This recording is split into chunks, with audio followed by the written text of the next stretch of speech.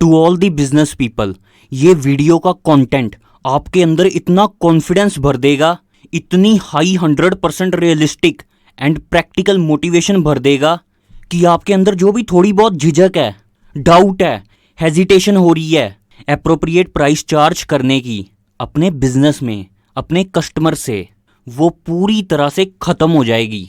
And benefits की अगर मैं बात करूं तो मैं इतने पावरफुल बेनिफिट्स आपको बताने वाला हूं regarding setting high prices for your products और सर्विसेज कि आप अपने आप को रोक ही नहीं पाओगे इम्प्लीमेंट करने से इस वीडियो की लर्निंग्स को।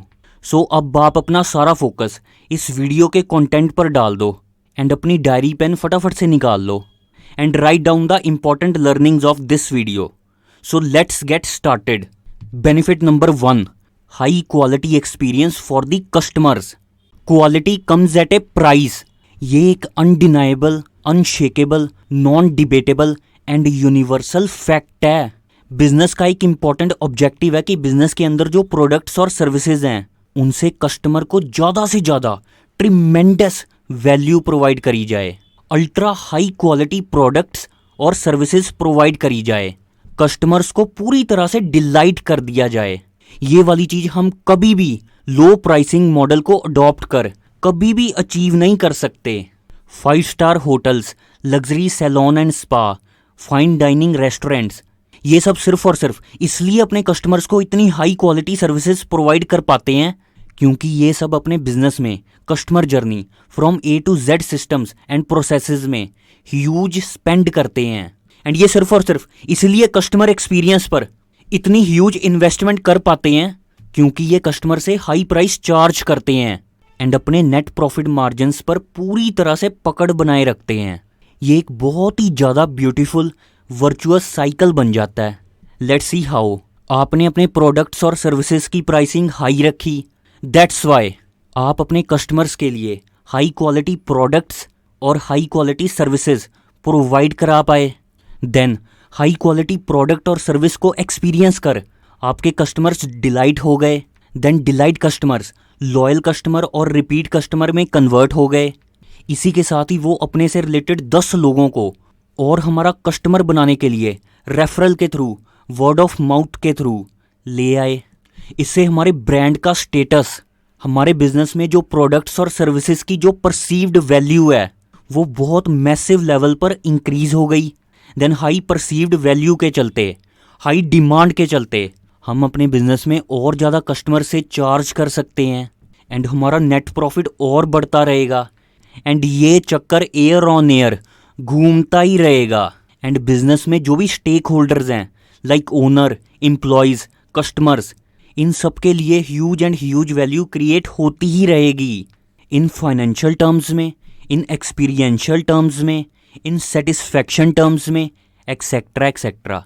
सेकंड ह्यूज बेनिफिट है, you will not face any type of competition in the market.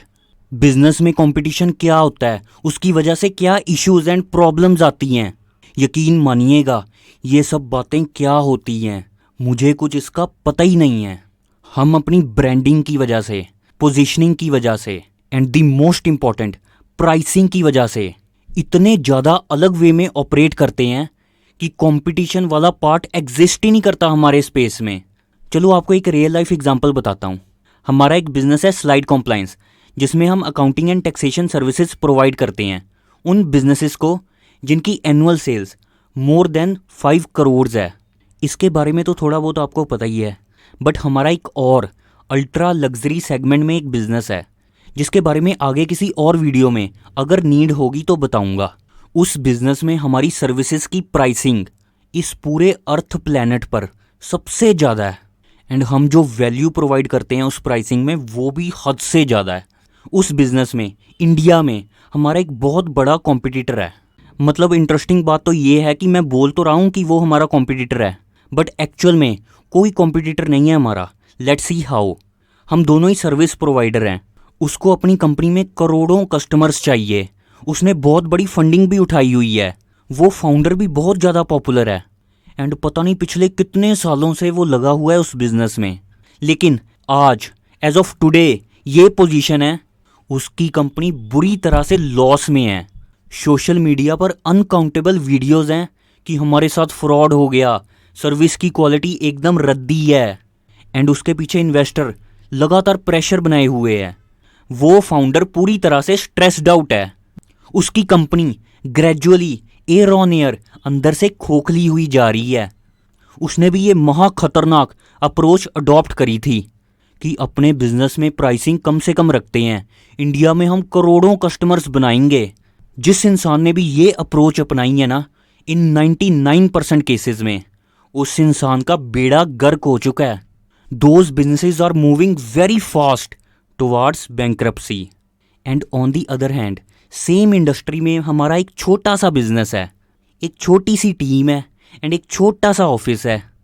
And हमने सिर्फ और सिर्फ ये बात सोची थी कि हमें अपने बिजनेस में करोड़ों कस्टमर्स चाहिए ही नहीं, मास लेवल पर हमें सेल्स एंड मार्केटिंग करनी ही नहीं, लार्ज स्केल में तो ऑपरेट हमें किसी भी कीमत पर नहीं करना, बड़ा बिजनेस तो हमारा कभी होना ही नहीं चाहिए।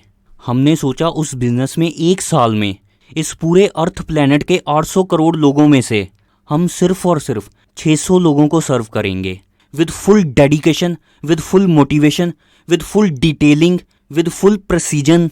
अपने कस्टमर्स की लाइफ में एक्सट्रीम लेवल पर ह्यूज वैल्यू ऐड करेंगे। हमारा सिर्फ यही ऑब्जेक्टिव था स्टार्ट करते वक्त। उधर हमारे कॉम्पिटिटर की लेट से प्राइसिंग है X, हमारी प्राइसिंग पता क्या है? 2x, 3x, 5x नहीं है, हमारी प्राइसिंग है 4000x। जैसे मैंने कुछ टाइम पहले कहा था ना कि बस ये एक इल्यूजन है कि वो हमारा कॉम्पिटिटर है, बट इन एक्चुअल रियलिटी में हम दोनों एक एक्सट्रीम लेवल पर डिफरेंट मार्केट को, डिफरेंट लोगों को सर्व कर रहे हैं। वो हमारे टारगेट सर्विंग कस्टमर्स को सेल करने का ट्राई नहीं करते, एंड हम तो सोचते भी नहीं हैं सपनों में भी कभी उनके कस्टमर्स को कुछ सेल करने का। वो एक्स प्राइस चार्ज कर, करोड़ों लोगों से चार्ज कर, एकदम स्ट्रेस में है, एंड एयर ऑन एयर उनकी कंपनी बड़े बड़े लॉसेस पोस्ट कर रही है। And on the other hand, अपने बारे में मैं बस इतना कहना चाहता हूँ कि हम बस अच्छा कर रहे हैं। शो ऑफ करके, पैसों की रियल फिगर बताकर ही अगर मुझे आप लोगों को इम्प्रेस एंड अट्रैक्ट करना है, इसका क्लियर कट मीनिंग है कि मेरे अंदर नॉलेज नहीं है, मेरे कंटेंट में दम नहीं है। मुझे आप लोगों को अपने कंटेंट से अट्रैक्ट करना है, ना ही अपनी पर्सनल लाइफ की किसी भी कोई एग्जाम्पल देकर। मेरा यूट्यूब चैनल का यही ऑब्जेक्टिव है कि जो भी बिजनेस पीपल हैं उनको real and highly impactful knowledge provide करनी है, जिसको इम्प्लीमेंट कर उनकी लाइफ में पैसा ज़्यादा आए एंड स्ट्रेस काफ़ी हद तक बाहर निकल जाए। मेरे लिए 10,000 very high quality subscribers much more than enough हैं। I don't want millions of useless low quality subscribers. So वापस टॉपिक पर आते हैं। Another benefit of charging high price, you do not need any funding from external source for the expansion of your business। Business के world में जो सबसे best source है funding का, वो है कस्टमर। मैं इन्वेस्टर फंडिंग के बिल्कुल भी अगेंस्ट नहीं हूँ, बस मेरा जो प्योर पर्सनल बिहेवियर है, टेम्परामेंट है, बिलीफ सिस्टम है, पर्सनैलिटी है, वो मुझे अलाउ नहीं करती अपने बिजनेस में किसी भी थर्ड पार्टी से फंडिंग लेना। मुझे तो ये बात सोचकर ही घबराहट हो रही है कि अगर मैंने अपने बिजनेस में फंडिंग ले ली, मेरे सर पर कोई इंसान बैठ जाएगा, मुझे ऑर्डर पर ऑर्डर दे ही जाएगा कि ऐसा कर लो, वैसा कर लो, ऐसा कर लो। इतनी शांति से एंड मज़े से मैं अपना जीवन जी रहा हूँ, फंडिंग लेने के बाद इन्वेस्टर्स मेरी ऐसी तैसी फेर देंगे, सुबह से शाम तक भगाएंगे या नहीं भगाएंगे मुझे। In a business customer is the best out of best source of receiving money. मैंने ऐसे पर्सनली बहुत सारे फाउंडर्स देखे हैं जिन्होंने फंडिंग के चक्कर में आकर इतनी बार फंडिंग उठा ली है कि उनके पास अपनी ही शुरू करी हुई कंपनी के अंदर स्टेक 5 से 10% ही रह गया है। अरे वो बाहर से वो दुनिया को दिखते हैं कि वो ओनर हैं, बट उन फाउंडर्स की आत्मा तक को अंदर से पता है कि वो अब पूरी तरह से नौकर बन चुके हैं उन इन्वेस्टर्स के जहाँ से उन्होंने फंडिंग उठाई है। अब मैं कुछ बहुत ही ज़्यादा बढ़िया एंड हाईली इम्पैक्टफुल बातें बताने वाला हूँ to all the business persons listening to me. Just increase your focus. देखो दोस्तों, हमें डेस्परेटली अपने बिजनेस में फंडिंग की ज़रूरत क्यों पड़ती है, चाहे वो इक्विटी डाइल्यूट कर इन्वेस्टर से हो या बैंक से लोन की फॉर्म में हो। हम अपने बिजनेस में कस्टमर से क्यों नहीं पैसे लेते?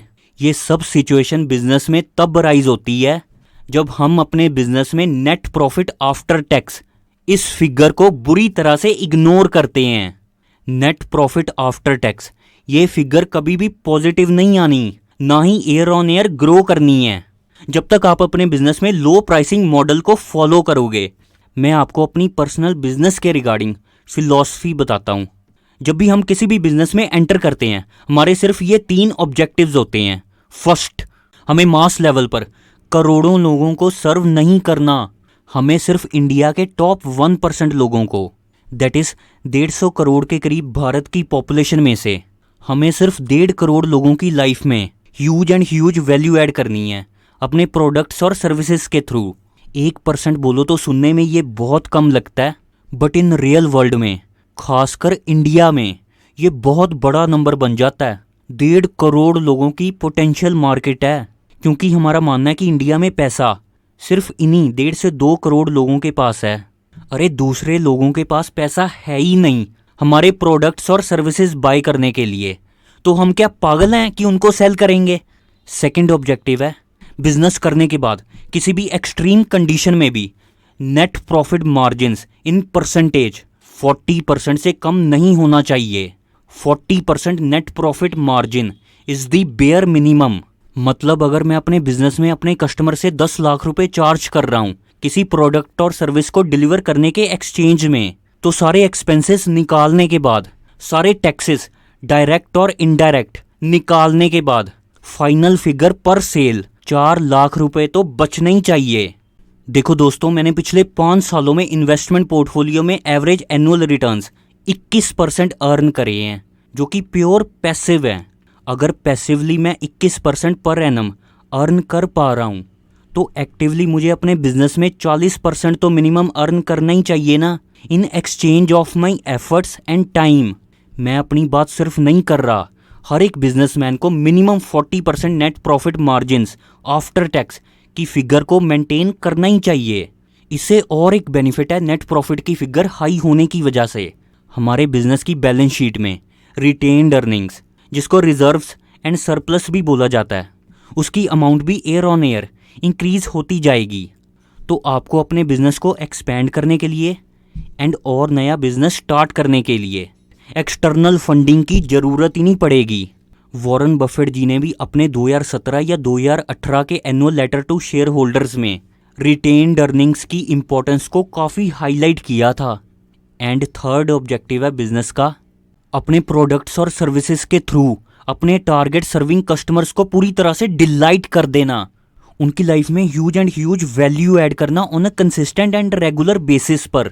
ये सारे ऑब्जेक्टिव्स तभी फुलफिल हो सकते हैं जब मैं अपने बिजनेस में हाई प्राइस चार्ज करूंगा, अदरवाइज लो प्राइसिंग में तो कुछ भी पॉसिबल ही नहीं है करना, जो भी मैंने इस वीडियो में बोला है। देखो दोस्तों, ऐसे मैं अगर बोलता गया ना इस टॉपिक पर, that is benefits of charging high price, तो बेनिफिट्स इतने ज़्यादा हैं कि ये वीडियो 5 घंटे की बन सकती है। मैं तो इस वीडियो से अपने फेलो बिजनेस पर्सन्स को ये मैसेज देना चाहता हूँ कि प्राइसिंग के डिसीजन का राइट होना कितना ज़्यादा इंपॉर्टेंट है। Thanks for listening. See you in the upcoming highly impactful video.